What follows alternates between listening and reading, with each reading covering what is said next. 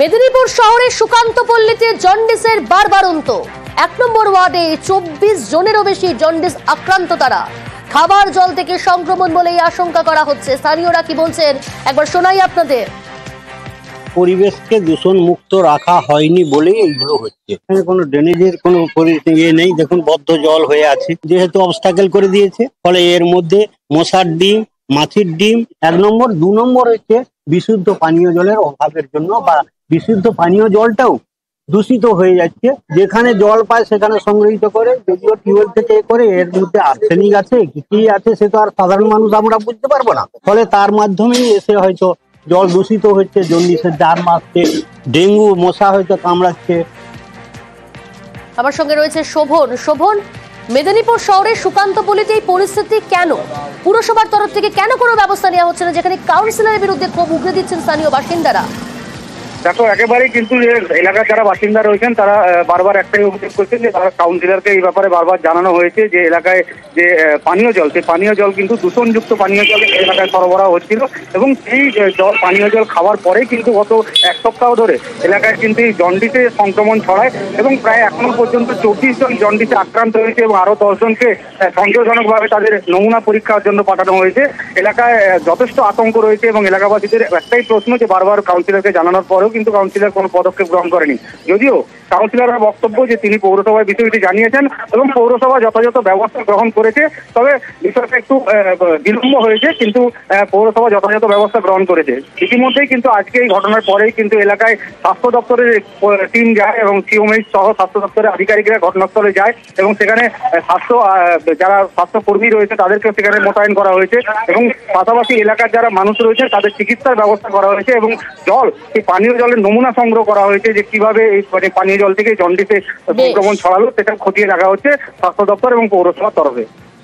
বেশ, জলের ইনফেকশন থেকে হয়েছে এটা মনে হচ্ছে। পানীয় জলে ইনফেকশন, কোন জায়গায় হয়তো পাইপ লিক করেছে যেটা নালার সঙ্গে কানেক্ট হয়ে গেছে, এটা আমরা অনুমান করছি। আমরা জল দপ্তরকে জানিয়েছিলাম, ওরা ওই যত টিউবওয়েল আছে এখানে পরিষ্কার হচ্ছে। পৌরসভায় আমরা মিটিং এ বসেছিলাম, সবাই মিলে আমরা ঠিক করেছি যে ওইটা আপাতত সিল করে দেওয়া হবে। ওর সঙ্গে যে কানেক্ট লাইনটা গেছে ইটকার চক পর্যন্ত, সেই লাইনগুলো আমাদের প্রত্যেকটি ওয়াশ করে দেখা হবে এবং টেস্ট করা হবে জলের। 22 নম্বর ওয়ার্ডে খবর আসে যে কিছুদিন ধরে জন্ডিস হচ্ছে। তো আমরা সার্ভে করেছিলাম, 24টা কেস হেপাটাইটিস এ বেরিয়েছে, তার সাথে আরো 10টা সাসপেক্ট করেছি যাদের ব্লাড টেস্টের জন্য পাঠানো হয়েছে। পুরো ব্যাপারটা আমরা খতিয়ে দেখছি কিভাবে হলো, টিম জেলা শাসক করে দিয়েছেন। প্রিলিমিনারি কি কিছু বোঝা গিয়েছে কিভাবে হয়েছে? জল থেকে হয়ে থাকতে পারে, আমরা জল টেস্ট করেছিলাম, তাতে কন্টামিনেশন পাওয়া গেছে। সেইটা দিয়ে আমরা সমস্ত মিউনিসিপ্যালিটির বিভিন্ন জায়গায় আমরা জল টেস্ট করব এবং তার সাথে সাথে ডিসইনফেকশন যা যা মেজার নেওয়ার আমরা আমাদের দিক থেকে নিচ্ছি। হেপাটাইটিস এ 20, 21, 22 এই 3টে ওয়ার্ডেই আমাদের পর্যবেক্ষণ করা হবে, জল টেস্ট করা হবে, বাড়ি বাড়ি সচেতন করা হবে। মানুষকে একটু সচেতন হতে হবে আর প্রতি বাড়ি বাড়ি আশা কর্মীরা যাবে। যদি কারো এইরকম লক্ষণ দেখা যায়, পেটের ব্যথা বা চোখ হলুদ হয়ে যাওয়া, তাদের সঙ্গে সঙ্গে টেস্টিং এর ব্যবস্থাও আমরা করছি। যারা ড্রেনটা বানিয়েছেন বাড়ির কাছে তাদের সচেতনতার অভাব। জল নিকাশিটা করার দায়িত্ব তার, যেখানে ড্রেন আছে সেখানে নিয়ে যেয়ে ফেলার। কিডনি চক্রের কিংপিনের বিপুল সম্পত্তির হদিশ। কিডনি পাচার চক্রে ধৃত গুরুপদ জানা। অশোকনগরে ধৃত ভূপতিনগরের বাসিন্দা। 2 মাসে 10 কোটির সম্পত্তি কেনেন গুরুপদ। টেলিফোন লাইনে রয়েছে প্রতিনিধি পঙ্কজ। পঙ্কজ, কিডনি চক্রের কিংপিন, তার তো বিপুল সম্পত্তি, এত টাকা কোথা থেকে এলো? একেবারে কোথা থেকে এলো এত সম্পত্তি স্থানীয় বাসিন্দারাও দাবি করছে। যেখানে রাতারাতি প্রায় কোটি টাকার সম্পত্তি, যেখানে এই বাসিন্দা গুরুপদ জানা, তার ডাক নাম অমিত জানা, পূর্ব মেদিনীপুর জেলার ভূপতিনগর থানার মানিকজোড় গ্রামের বাসিন্দা এই গুরুপদ জানা। তিনি স্বাভাবিক জীবনযাপন করতো এলাকায়, যেখানে তাদের বাড়ি থেকে তার মা যেটা জানাচ্ছেন যে ক্লাস 9 থেকে কিন্তু তিনি বাইরে থাকেন। তবে কোথায় থাকেন, কি করেন, কি কিছু করেন সেটা তিনি জানেন না। তবে স্থানীয় বাসিন্দাদের দাবি বা অভিযোগ যে সাদা মিটে সাইকেল নিয়ে বাড়িতে আসতো, সাইকেল নিয়ে ঘোরাফেরা করতো। তবে গত 6 মাসে কিন্তু কোটি টাকার সম্পত্তি রাতারাতি কিনছেন বলে এমনটা জানিয়েছেন। যেখানে দেখাচ্ছে যে এলাকার স্থানীয় যে ইটাবাড়ি বাস স্ট্যান্ড রয়েছে সেইখানে একটি প্রায় 2 একর জায়গা এবং দোতলা বিল্ডিং সহ বিভিন্ন জায়গায় কিন্তু জায়গা কিনেছে। তার মূল্য প্রায় 10 কোটি টাকার মূল্য হয়েছে এই সম্পত্তিগুলো। যেখানে স্থানীয় বাসিন্দারা দাবি করছে যে কিছু না কিছু যে কোনো চক্রে জড়িত ছিলেন, না হলে এত টাকার সম্পত্তি কি করে কিনবেন। তবে তারা চাইছেন যে যদি দোষী হয়, দোষী ব্যক্তি শাস্তি চায়, তারা চাইছেন এলাকার বাসিন্দারা। বেশ, কলকাতায় কাজ করতো, কি কাজ করে আমি কিছু জানি না, কি করছে নাই করছে বাবা, আমি কি সামনে চোখে কি দেখছি। কত কিডনি পাচার চক্রে নাকি অ্যারেস্ট হয়েছে, এবার ওই দোষ করে তাহলে কি অ্যারেস্ট করা উচিত? কি করবো বাবা, রাতারাতি খুব বড় লোক হয়ে যাচ্ছিল। রিসেন্ট যেটা শুনেছিলাম প্রায় 1-1.5 কোটি টাকা দিয়ে একটা জায়গা কিনেছে, তারপরে অন্যান্য বিভিন্ন জায়গাও কিনছিল পরপর। তো আমাদের একটা সাধারণ মানুষ হিসেবে একটা সন্দেহ হওয়া উচিত বা হচ্ছিল যে এতগুলো জায়গা কিছু করে না, এত কোটি কোটি টাকা কোথা থেকে আসছে। তো এটাই শুনছিলাম, তো আমাদের একটা সন্দেহ ছিল কিছু একটা হয়তো খারাপ কিছু কাজের সঙ্গে যুক্ত আছে, যে কিডনি পাচার সঙ্গে যুক্ত ছিল। তো এটা তো খুবই গুরুতর অন্যায়, তো আমরা তো এটা শাস্তি হওয়া উচিত, আমরা শাস্তি চাই। দেখুন কিভাবে ঋণের ফাঁদে ফেলে কিডনি পাচার চক্র চালানো হতো, আরো একবার দেখাই আপনাদের।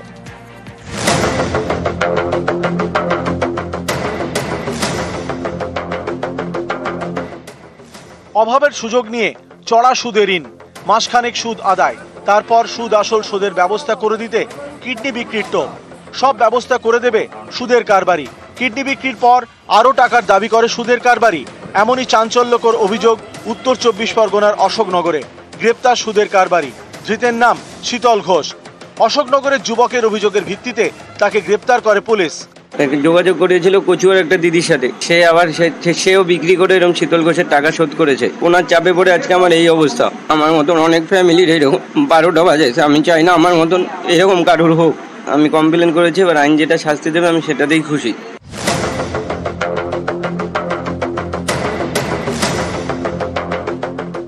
আপনিও তো কিডনি বিক্রি করেছেন, কত টাকা নিয়েছিলেন? শীতলের কাছে 40,000 টাকা নিয়েছি, 1.5 লাখ টাকা শীতলকে দিয়েছি। তা ওর মন ভরছিল না, তারপর ওই এইসব ব্যাপারে ওই সব ঠিকঠাক করে দিয়েছে।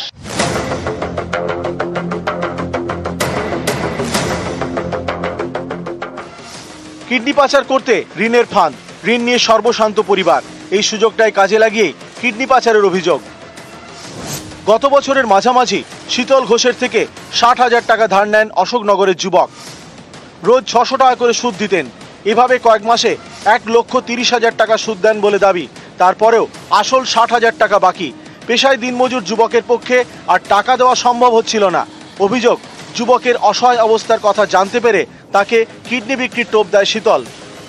শীতল ঘোষের থেকে 60,000 টাকা সুদে নিয়েছিলাম। 7-8 মাস ধরে পার ডে 600 টাকা করে, মাসে 18,000 টাকা। উল্টা আমাকে 1 মাস পরে টাকা না দিতে পারলে আমাকে ফাইন করতো। আমার একটা ভ্যান ছিল, সেটা বিক্রি করে আমি 5,000 টাকা ফাইন দিয়ে সুদ দিয়েছি। কম বেশি আমি 1,30,000 টাকা দিয়ে দিয়েছি।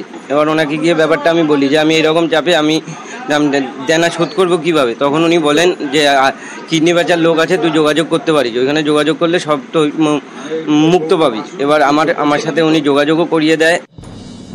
অভিযোগকারীর দাবি, তার স্ত্রীর কিডনি বিক্রির জন্য রাজি হন। সুদের ব্যবসায় শীতল ঘোষ সব ব্যবস্থা করে দেয়। কলকাতার নামী বেসরকারি হাসপাতালে যুবকের স্ত্রীর অপারেশনও হয়েছে। কিডনির জন্য 5.5 লক্ষ টাকায় রফা হয়েছে। অভিযোগ, এই টাকা থেকেও কমিশন চায় শীতল ঘোষ। ওই দাদাকে আমি বলেছিলাম আপোষে যে আমি 1 লাখ টাকা দেবো, আপনি একটু বুঝে নিন। উনি আমাকে ফোন করে বলে আমি তোর থেকে টাকা বুঝে নেবো, তুই দিবি না তোর বাপ দেবে, আমি তোর টাকা বুঝে নেবো। ও আমার কাছে 2,20,000 টাকা দাবি করতেছে এই মুহূর্তে। এবার আমি কোথা থেকে দেবো, আমি গরিব মানুষ। কিডনি বেচেছে 5.5 লাখ টাকা। অভিযোগ, কিডনি বিক্রির টাকায় কমিশন নিয়ে গোলমালের জেরে অশোকনগর থানায় অভিযোগ করেন যুবক। সেই অভিযোগের ভিত্তিতেই শীতল ঘোষকে গ্রেপ্তার করা হয়। এই কিডনি পাচার চক্রের পিছনে কি বড় কোনো মাথা রয়েছে, তদন্তে পুলিশ। ক্যামেরায় উজ্জ্বল শিকদারের সঙ্গে জিয়াউল আলম, নিউজ 18 বাংলা।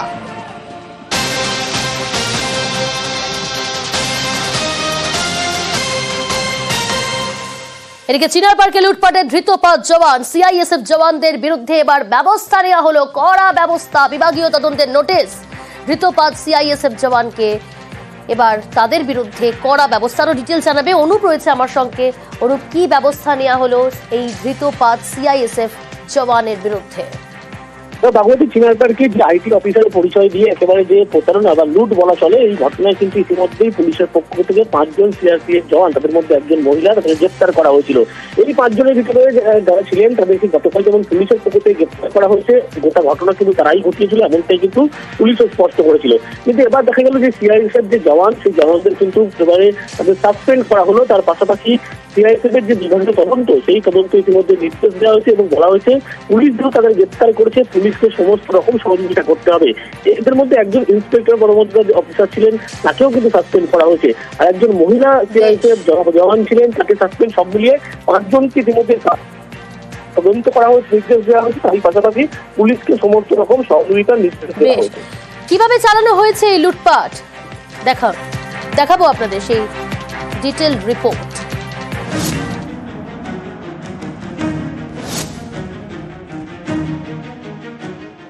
আচমকা বাড়িতে আয়কর হানা, হিসাব বহির্ভূত সম্পত্তি রাখার অভিযোগে টাকা সোনা বাজেয়াপ্ত।